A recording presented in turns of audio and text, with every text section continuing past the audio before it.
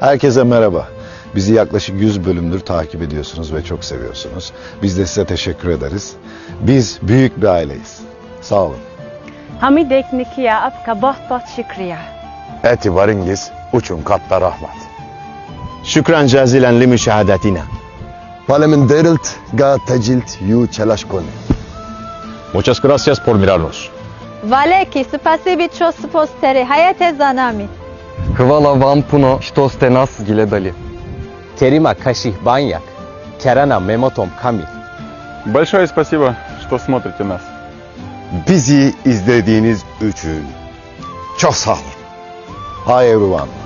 All people loves to and support to roughly 100 episodes. Thank you so much. We are a big family. 100. bölümü geride bırakıyoruz. Bir hikaye uğruna verilen mücadeleyle büyür.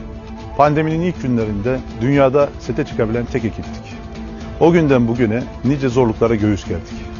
Bütün bu zorlu süreçte bizi asla yalnız bırakmadınız. Her daim yanımda oldunuz. Tüm dünyadan Kuruluş Osman izleyicileri size sesleniyorum. İyi ki varsınız, iyi ki bizimlesiniz. Sizden aldığımız destekle daha nice güzel bölümleri ekrana getirmeye devam edeceğiz. Sağ olun, var olun.